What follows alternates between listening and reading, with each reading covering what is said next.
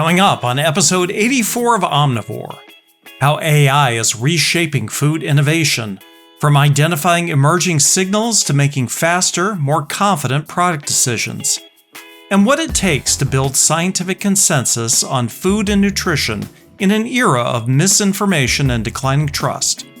This is Omnivore, from the editors of Food Technology Magazine and the Institute of Food Technologists. This episode of Omnivore is brought to you by IFT FIRST, food improved by research, science, and technology. Join us July 12th through 15th, 2026 at McCormick Place in Chicago. Learn more at ift.org. Welcome to Omnivore from IFT and Food Technology, where we explore the intersection of business, science, and technology in the global food system. I'm Bill McDowell. For decades, food and beverage companies relied on historical data, market research, and experience to guide innovation. But those inputs were often static, and the industry is already generating more data than teams can realistically interpret, let alone act on.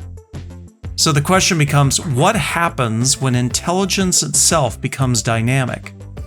Ahead of his keynote at IFT FIRST 2026, Chen, co-founder and CEO of Tastewise, spoke with Food Technology's Kelly Hensel about how artificial intelligence is helping companies identify signals earlier, turn those signals into insights, and translate them into meaningful advantage. I did want to start out by talking about the keynote that you're going to be giving at IFT FIRST, and you're framing it around turning signals into solutions. So I'm wondering, for somebody who's going to be attending, who's looking, they're in charge of making those decisions, those innovation decisions, and it's obviously kind of an uncertain time out there right now. Why is this moment different from 5 years ago, or even different from 2 years ago, because everything's changing so fast? Well, I think that the answer is that everything is changing so fast. This is actually the short answer. Now, the long answer is that, I started building AI for food and beverage back in 2017. 2018, we already established the company and we've been working with thousands of brands. But what we're seeing today is that the pace of change is so robust, and it's happening from outside the food industry, right? It's happening where LLMs and the foundational tech is actually started with consumers and only then moved to enterprises. So expectations are different all around, right? So consumers have different expectations because when they're scrolling today on their feeds, everything is so much more hyper personalized to their needs, sometimes overly personalized to their needs, right? Some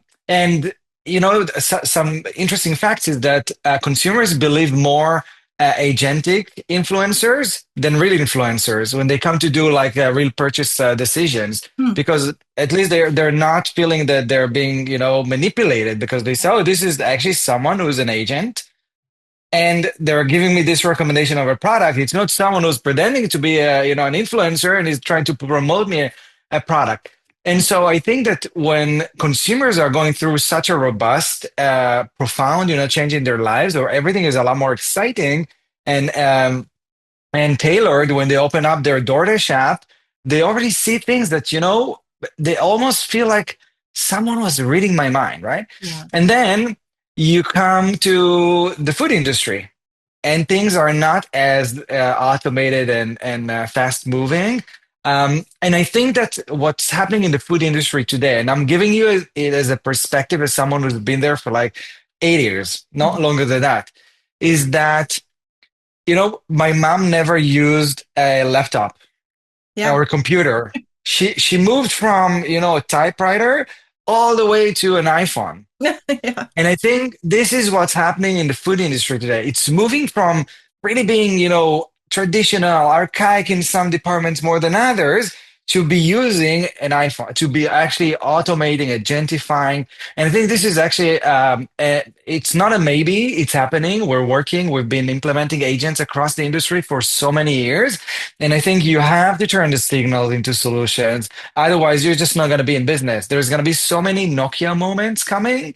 And I think that organizations the good news for the food industry that it is growing still. The population is growing. There is a need for more goods and products, and it's becoming a lot more diverse. But there is going to be less and less the $10 billion single product, and a lot more smaller nation and that are addressing real consumer needs. That's interesting. Yeah. So I hadn't thought about the hyper personalized. So it becomes less about here's our big main product launch for the year and more about how can we meet the various needs of all these different audiences. I mean, that's a whole different business model altogether than what a lot of our companies have been doing. So that's interesting. And we're seeing it. Yeah, go ahead. And we're seeing it even from the M&A transactions that are happening. Smaller brands are being acquired, and they're not mass market in the way that sugary soda used to be, but they're big enough to be big business and a platform for innovation. So it can start with a soda, move to a snack bar, and be an ice cream. But the essence is that it's targeting a core consumer need, and usually an audience. It could be like a wellness-minded millennials or Gen Zers. And if you're unable to know what millennials that are into wellness are interested in today versus yesterday, and what's your prediction for the future, you will be out of business very soon. Yeah, you have to tap into that data. And speaking of data, I mean, I love AI. I use it every day, but it does feel like, and I think AI helps in some ways in this, but there's definitely a lot of data. There's so much data coming at us every day. So where do you see like innovation teams in food companies getting stuck? Where's that bottleneck happening between like loads of data? Are they just not even accessing the right data? Or are they not using the data in the right way? Where's that happening? So I want to address it in two different ways. The first one is the structural, organizational structure that most food companies are around. And the second one is around the data structure. Mm-hmm. And like the first one is that usually in most companies, the flow of innovation, decision making in what do we make next? What is the line extension? What's the new flavor? What's a whole new brand we should be coming up with is really coming from, the marketing departments, and then being funneled as a brief to the R&D. In most cases, generally speaking, and some hybrids are innovation teams that are partly marketing and partly. I think and this is really the most important thing for R&D teams today is that the reason why the marketing team used to do that because the R&D was busy with formulation and crafting the right product and there used to be such a heavy lifting to be conducting research that will bring you this insight that brings you the right innovation. And I think that this has been democratized by technology. So you can today get an end-to-end trend forecasting analysis for your category with a click of a button using Tastewise. Yeah. So why would we just give it to the marketing department? Why not also democratize it and give it to the R&D? Why not getting R&D closer to the consumer? Yeah. Right. So I think this is what R&D leaders needs to be realizing today, and a big part of the growth of my company is actually R&D teams adopting what used to be a marketing set of solutions. So this is really, the basic thing is like, okay, you have this structural challenge in organization. Mm-hmm. The other layer is around the data overload, right? We have too much data, and often you don't have the right data, right? Because if you have sales data about what's been selling today, it doesn't necessarily shows you why is this happening? Why am I losing market share? What's the shift? And the second thing is like it doesn't give you an outlook for the future or foresight. And so the most important thing is not just to get a data. And by the way, in the world of AI and agentic, data is still pretty much the baseline. I mean, today's enterprises, if they're responsible, most of them are. They'll be doing a very robust, thorough DD on whether or not the data sources that their teams are working on or using as a base are actually of a sufficient quality, right? 95% accuracy level and so on. So first, you need to have the right data set. So we built consumer panel, the only one for food and beverage that is real time, based on real behavior and not based on a survey or report. And you need to understand the market, right? If you're working on innovation on a new snack bar, you really need to know what's happening in all the independent restaurants in New York. Right. And what new desserts they put forward. If you don't have access to this data and your agent does not have access to the data, then usually you'll get it to the wrong conclusion or maybe in the wrong time. And the last thing I would say is actually, how do you make this data actionable? Right. And for R&D teams, what it usually means and what we're seeing out there is that oftentimes you want to be developing, your innovation bank. Yeah. You want to have different variations and you need to know what's coming. Oftentimes, and the successful companies today connect it all the way to the customer, not to the consumer, to the customer. So if you're an R&D team that came up with a great, assortment of new potential innovation launches, if you work very closely with your leading customer, whether it is the Walmarts and the Costco's and the likes of the world, then you're able not just to have a product, but also launch it with someone who's going to give you the right placement. Right. And so your objective today as an R&D team is to make sure that you're not just an R&D person, you also get yourself involved with the commercial teams, the customer team, and organizations that are actually doing that properly, they are winning. Yeah. And today's solution allow you to do that quite easily. Yeah. So, I mean, it's not just organizations that are changing or needing to change. It's the roles. Obviously, R&D has become a lot different than it was 10 years ago, for sure. So let's talk more about how to successfully take those signals and like from Tastewise, for example, you're getting all of these insights. What are some keys to taking that to a pilot and then to like making that real decision? What are the questions that teams should be asking themselves about the data maybe, or about the insights and how to use those? That's a great question. And this is where human beings are the most important part still in this industry, right? Because as I mentioned, there are so many moving parts in creating a product and making it like of the right, sensory experience and the right packaging and the right and making sure it's on the right shelf, right? And creating the right story around it. I think that human beings will still need to be pretty much, very much involved in this whole process. But the most important thing to bring you from signal to commercial success is actually to never be surprised, which is easy today. If you have the right tools, you cannot be caught off guard that, protein is rising, that fiber is becoming a thing in snacking, that people want less sugar, that hydration is a big platform that people and consumers realize that can improve their well-being, that, women are looking for, premenopause assistive, ingredient, that collagen is moving from beauty to food. You cannot be surprised. Right. You have to be the know-how why Celtic salt cannot be found on the shelves anymore. You need to know that it's happening and you need to know why it's happening.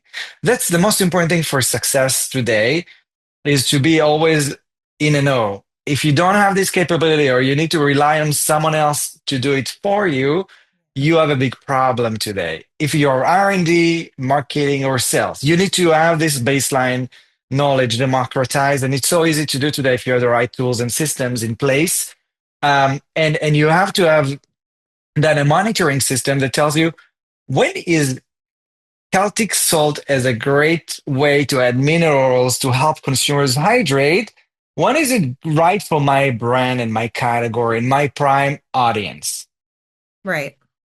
And that is the whole magic or secret sauce, and then the last part is, again, I'm connecting it all and all is orchestrated, is when is the market ready? Because even if you think consumers are ready, you have to find a moment or to build up this understanding with your category manager, right, with the shelf manager, sorry, with the buyer. Yeah, that because you need to help them understand. And one thing that successful brands, and especially up and coming ones, are doing, they have such an intimate understanding of their base, their consumer base, their audiences, that when they go to the buyer and talk to them about why this new, prebiotic drink may be really good and timely, they come with conviction. They come with the data, but they also come with the real life understanding, the qualitative. And this is something that if you orchestrate throughout your system, you can win. Well, thank you so much for taking the time to talk to me today. Alon Chen is CEO and co-founder of Tastewise, an AI-driven intelligence and execution platform for the food and beverage industry. A former Google executive, he works with companies to identify trends, develop products, and bring innovations to market faster. To learn more, you can catch his keynote, Designing with Agentic Intelligence, Faster, Smarter, Safer Food Innovation, at IFT FIRST in Chicago this July. We'll be back with more Omnivore in a moment. But first, this word from our sponsor.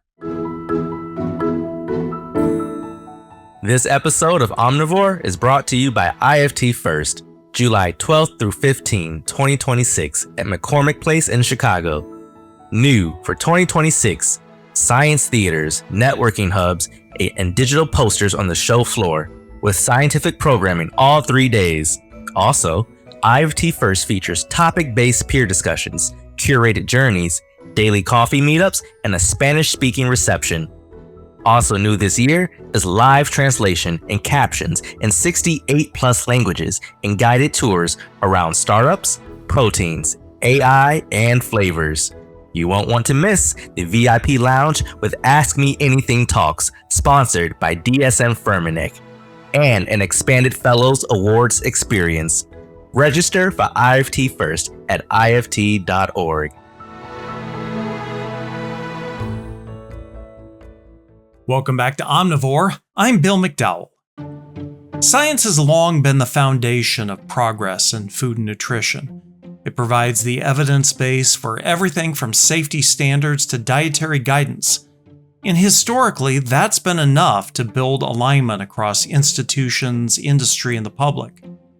But that environment has changed. Today, misinformation spreads quickly, competing claims are everywhere, and public trust is increasingly fragile, even when the underlying science is sound. So how do you build credible consensus in a landscape defined by uncertainty and skepticism? Food Technology's Mary Ellen Kuhn spoke with Anupama Joshi, Vice President of Programs at the Center for Science in the Public Interest, about how institutions, industry, and advocates can strengthen trust while navigating an increasingly complex information environment. You'll be part of building trust, scientific consensus, and policy for a safer food future. It's a keynote session at IFT FIRST. And it's a conversation happening at a time when misinformation and competing claims about food are really everywhere. So I wanted to ask you, from your vantage point in both nutrition and public health, what are your 3 biggest concerns right now, and why these particular 3? Thanks, Mary Ellen. First of all, I want to say that I'm actually really thrilled that food, nutrition, and public health is in the mainstream conversation as much as it is right now, and also in the political dialogue like never before. It's really a phenomenal thing to see that. However, with that, we're also seeing emerging challenges, and I'll mention a few that are concerning. First of all, I think there's a lot of talk about making America healthy, and I would say talk is easy. Regulatory or policy action is missing and is not aligned with the rhetoric that we are hearing from the political agencies and leaders with Make America Healthy Again. Secondly, I'll say that misinformation is rampant and is really concerning. It's also muddying as to what and who is a credible source of information, and having that sort of confusion about who to trust with information about food and nutrition is harmful to consumers and is harmful to the overall health of all of us in the country as well.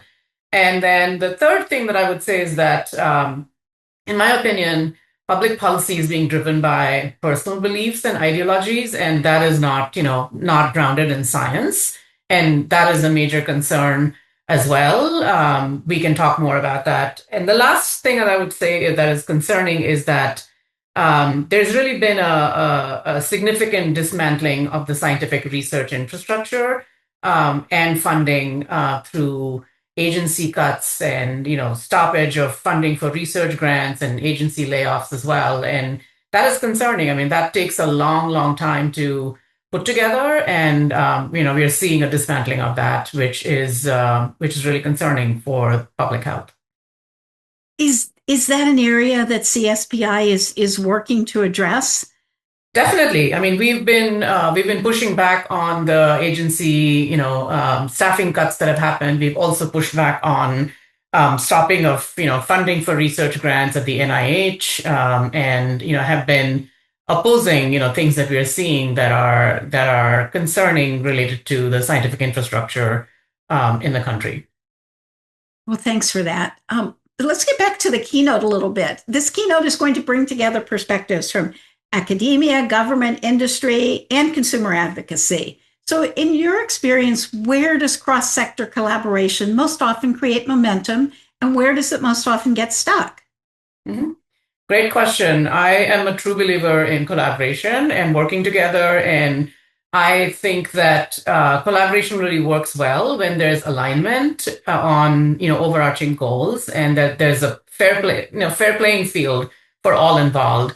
It really gets stuck when one sector or one group has undue power or privilege or access than others, and that they're wielding that power or privilege, to create barriers to progress. I think so. That's really overarching. I think that in my mind, it has to be a level playing field. It has to be common goals that we agree on, and without that, we can't really talk about collaboration. Well, so I wanted to ask you about the Center for Science and Public Interest, because in my experience, the CSPI hasn't been shy about critiquing the food industry. So if you could ask food companies to take 3 concrete steps that would measurably improve public health, and these are steps that are realistic and not just aspirational, what would they be? That's a great question. I would say this is somewhat aspirational, but let me start there. Public health over profits. I think that frame is really something that I would say, is something that I would want, the industry to aspire for. But to be more specific, I think I can give you some examples of things that we are working on or policy proposals that are in process right now that it would really be wonderful for the industry to get behind. First one being get on board with mandatory front of package nutrition labeling, providing the transparency that consumers are seeking about what is in their food.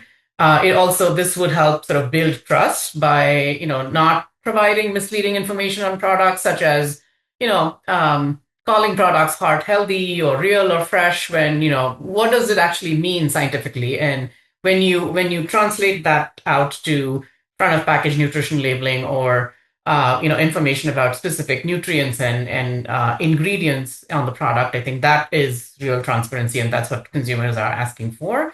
The second thing that I would say is that the food industry spends, billions and billions of dollars on marketing products, and so there's a role to play there in terms of prioritizing the marketing spend on healthier products, within your portfolio, which really demonstrates a commitment to addressing the public health concerns that we are facing in this country and globally. So that's a switch that I think is realistic. It is something that industry can make happen, without any major changes. Well, great answer. And kind of to go back to that idea that you alluded to a little bit, scientific rigor. When you say scientific rigor, especially in food and nutrition, how would you define that? Yeah, to me, scientific rigor is really about the application of a scientific method that ensures that the design of the research study, let's say, or the process that we are working on, the analysis of it, the interpretation of it, and the reporting of the results of it is unbiased. So we're sort of setting up a scientific process so that we can have unbiased information available. I think that really, to me, is the crux of scientific rigor. To go a little bit deeper, randomized controlled trials, or RCTs as they're called, are sort of considered the gold standard for measuring effectiveness of any intervention or treatment. And sometimes RCTs are not possible for a lot of different reasons, but we'll say that we'll say that when possible, obviously RCTs are the gold standard, but nutrition science specifically, I think, is challenging to study, but should be really held to the same standards of rigor, of scientific rigor, as other disciplines. When we talk about scientific rigor, so in situations where RCTs may be not feasible or unethical, or not the best study design, and observational data, certainly workable, but definitely want to make sure that we sort of account for that in terms of how we are interpreting the findings. In terms of nutrition and sort of food related, research, measurement of actual intake of food and nutrients is really, really tricky. And, that is something that, that is something that we need to be thinking about specific biomarkers for, for data that we are looking for, impact data that we're looking for specific foods. And then there could be potential biases in terms of, self-reported dietary intake as well. We're talking about people eating food and self-reporting, in the last 24 hours, what did you eat? So there could be biases there as well. And so I think those are considerations that need to be kept in mind as we design and think about scientific rigor for food and nutrition issues. Well, you referenced earlier misinformation. So when misinformation spreads faster than peer review, what's the most effective role for institutions, journals, agencies, professional societies in responding while staying rigorous? I would say that there's a place for peer-reviewed articles, certainly, and then there's a place for simpler pieces in the mainstream media and social media as well. How you align the two, I think, is really the core question that we're all trying to think through, in this environment where there is a lot of misinformation. So there are experts who know how to do this well, how to bridge this gap between peer-reviewed articles and social media and media. They are people that are experts from the field of science communication. I am not one, but there are folks that do that well. And really, effective science communication is so relevant and needed right now. I think it's possible to do that. At the very core of it, I think, in my opinion, it's to keep it simple, right? Keep it simple, break it down to the simplest, easiest to understand, leave the details behind about the study design, etc. But, how can a layperson understand this information, at the very basic level that is relevant for them? I think that's really the key thing to communicate, and then provide links. I think, this is a simple thing. Provide additional links or information as follow-up, if folks want to go deeper. But at the very highest message level, keep it simple so that the general public can understand it as easily as possible, as is relevant for them too in their lives on a daily basis. Well, I have a follow-up here that I think is kind of related. And it's the fact that food science, and certainly diet and nutrition information, often it evolves over time. So sometimes it's because new evidence is emerging. Sometimes it's because there's better methods for tracking the information, better metrics. But that evolution can really be confusing to the public, I think. So, what's the difference between saying the science is evolving and we just don't know? Mm-hmm. Yeah, it's very important to be transparent about what we know and what we don't know at the very highest level. There's no point in representing information that is not backed by science. And so there's different ways of sort of saying it, different terms that people or agencies or organizations use. Things like based on current research, we know that this is what science says, or that there are limitations to this research. That's why many peer-reviewed articles and even studies or reports often talk about limitations on the report itself. And I think that's really important to keep in mind as people try and interpret and make sense of the findings, or to say we don't know the impacts of this particular intervention on a different scenario, in a different scenario or a different population. So those are again limitations, and I think in my mind, it's absolutely it's absolutely important that we be transparent about what we know from the data and what we don't know. So just really being upfront. Yeah. So the IFT First keynote talks about transparency as a foundation for trust. This is taking us back to some themes that you've mentioned. So what would you say are the most trust-building transparency moves that you've seen, ones that genuinely have the potential to change outcomes rather than just checking a box? Great question again. One example, I mentioned this previously, I'll bring it back up again here, is front of package nutrition labels. These are labels required on the front of packaged foods to give consumers basic nutrition information in a way that is easy to understand, and it allows them to sort of compare different products really quickly. These labels, as they are sort of proposed, will typically highlight foods that are high in nutrients that are commonly overconsumed and are linked to adverse health outcomes such as sodium, added sugar, saturated fat, for example. And about 17 countries, as of at least a couple of months back, have adopted front of package nutrition labeling to, again, empower consumers to make healthy choices based on information that they're seeing, and then prompt food manufacturers and retailers to offer healthier foods as well. So I think it's about time that the US joins these 17 countries. So before we wrap up, I would like to talk a little bit about the work that the Center for Science in the Public Interest does.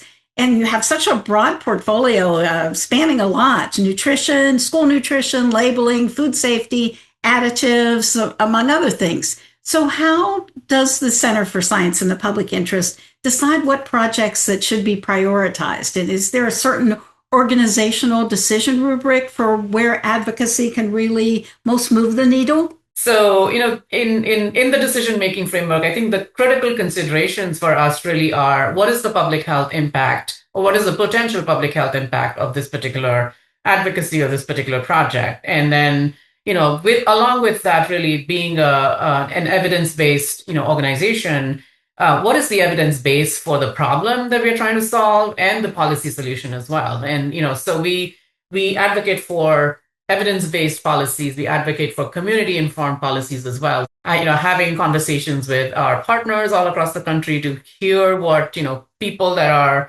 are SNAP participants, let's say, or, child nutrition directors, what are we hearing from them in terms of the needs for that particular stakeholder group or that particular, audience? And then lastly, I will say there's just operational considerations such as resources, availability of resources, as well as, any conflicts with, potential partners or existing partners, et cetera. So I think that is how, we sort of make decisions on what we want to work on. But first and foremost, just to come back, is as a public health advocacy organization, is the potential public health impact, and the evidence base for the problem, the solution, and the information that we're gathering from communities that are impacted by these policies.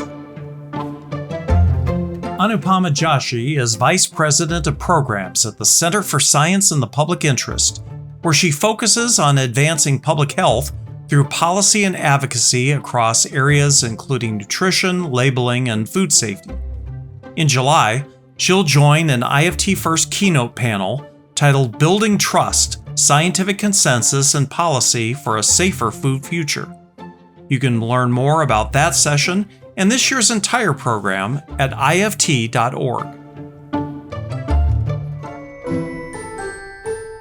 Our thanks to IFT First, Food Improved by Research, Science, and Technology, for supporting this episode. Don't miss IFT First, July 12 through 15, 2026 at McCormick Place in Chicago. Register at IFT.org. And that wraps up this episode of Omnivore. Thanks again to all our guests and my colleagues at Food Technology. Omnivore is produced and distributed by the Institute of Food Technologists. If you enjoyed today's show and want to learn more about Food Technology Magazine or how to join the conversation by becoming an IFT member, visit ift.org/membership. For more in-depth discussion about innovation in the science of food, check out IFT's other podcast, Side Dish, on the News and Publications page of IFT.org. If you have comments or suggestions for future shows, just send us an email. The address is editors@ift.org. For the entire team at Food Technology and IFT, I'm Bill McDowell. Thanks for listening, and join us again for our next episode.